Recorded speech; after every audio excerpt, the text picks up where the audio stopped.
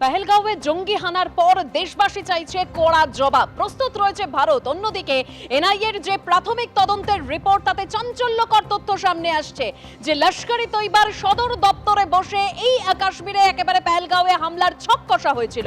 আরো তথ্য আপনাদের সামনে রাখবো। সরাসরি চলে যাব, সুকান্ত মুখোপাধ্যায় আমাদের প্রতিনিধি রয়েছেন আমাদের সঙ্গে। সুকান্ত, দেখো, আজকে এনআইএর তরফে দুটো গুরুত্বপূর্ণ ইনফরমেশন রয়েছে। তোমাকে বলে দিই, গতকালকে ডিজি এনআইএ তিনি ঘটনাস্থল পরিদর্শন করেন এবং ঘটনাস্থল পরিদর্শন করার পরে তিনি সিআরপিএফ ক্যাম্পে যান এবং সেখানে গিয়ে তিনি যেটা মিটিং করেন। পরবর্তী সময়ে এনআইএর একটি প্রাথমিক রিপোর্ট, যা এখনো পর্যন্ত জানা যাচ্ছে, সেই রিপোর্টে যেটা উল্লেখ রয়েছে যে এই যে পেহেলগাম, অর্থাৎ যেখানে বৈসারন ভ্যালিতে এই হত্যাকাণ্ড ঘটানো হয়, এখানে ওভার গ্রাউন্ড যারা ওয়ার্কার রয়েছেন তাদেরকে নিযুক্ত করা হয়েছিল। আমরা এখন ঠিক যেখানে দাঁড়িয়ে রয়েছি তোমাকে দেখানোর চেষ্টা করবো। এই হচ্ছে সেই পাথুরের রাস্তা, যা আগে গিয়ে 6 থেকে 7 কিলোমিটার দূরে বৈসারন ভ্যালির দিকে যাচ্ছে। সেখানে কিন্তু এনআইএ তরফে আজকে তদন্তকারীরা সেখানে অতি একেবারে আধুনিক প্রক্রিয়াতে তারা এই গোটা যে চত্বর রয়েছে সেখানে কিন্তু তারা জিআইএস অর্থাৎ জিওগ্রাফিক্যাল ইনফরমেশন সিস্টেম, তার মাধ্যমে গোটা এরিয়াকে তারা কিন্তু কার্যত ময়না করছেন বা তদন্ত করে দেখছেন। অর্থাৎ এই যে বৈসারন ভ্যালি সেটা কত দূর পর্যন্ত বিস্তৃত, তার ঠিক পিছনের দিকে যে লিডার ফরেস্ট তুমি দেখতে পাচ্ছ, এই লিডার ফরেস্টটা কতটা এরিয়া জুড়ে রয়েছে এবং তারপরে যে বৈসারন ভ্যালি রয়েছে সেইটা কোন জায়গাতে রয়েছে, অর্থাৎ একেবারে জিওগ্রাফিক্যাল ইনফরমেশন ম্যাপিং, যার মাধ্যমে একেবারে অ্যাকিউরেট ভাবে তারা জানতে পারবেন যে এই গোটা উপত্যকা বা ভ্যালি কতটা অংশ জুড়ে ছড়ানো রয়েছে।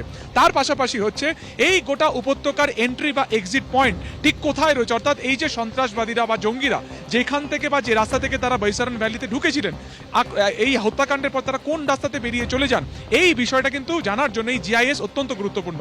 এনআইএর তরফে আমরা জানি যে এর আগে তারা ঘটনা রিকনস্ট্রাকশন করেছিলেন। তার পাশাপাশি আমরা জানি যে তারা গত পরশুদিনকে 3D ম্যাপিং এর সাহায্যে গোটা এরিয়ার তারা কিন্তু কার্যত প্রদক্ষিণ করেছেন, বা বলা যেতে পারে যে গোটা এরিয়াকে তারা মানে ম্যাপ করেছেন, গোটা কতটা পরিধি জুড়ে এটা রয়েছে।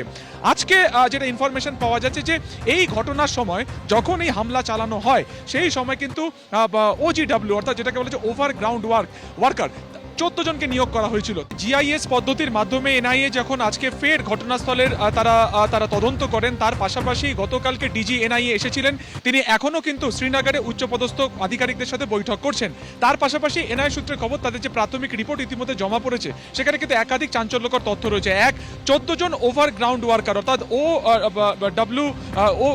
ওভার গ্রাউন্ড ওয়ার্কার যারা রয়েছেন, তাদের মূলত যে ভূমিকা রয়েছে সেটা তোমাকে বলে রাখি যে তারা পুঙ্খানুপুঙ্খ ইনফরমেশন সেটা কিন্তু তারা জঙ্গিদেরকে পাস আউট করেছিলেন। অর্থাৎ যখন এই বৈসারন ভ্যালিতে হামলা হয়, সেই সময় পর্যটক সংখ্যা কত ছিল, তার পাশাপাশি কিন্তু এই ভ্যালিতে সেনার যে রুট রয়েছে, সেই সেনার ওপরও কিন্তু নজরদারি রাখা হয়েছিল যে কোন রুটে তারা হামলা চালাবেন, এবং সেই মোতাবেক কিন্তু এই গোটা পরিস্থিতিকে কাজে লাগানো হয়েছিল 14 জনকে প্রশিক্ষণ দেওয়ার ক্ষেত্রে। এবং লস্করি তৈবা এবং জৈশ ই মোহাম্মদ তারাও কিন্তু এই ওভারগ্রাউন্ড ওয়ার্কারদের কার্যত কাজে লাগিয়েছিলেন এই হামলার নেপথ্যে। ধন্যবাদ সুকান্ত।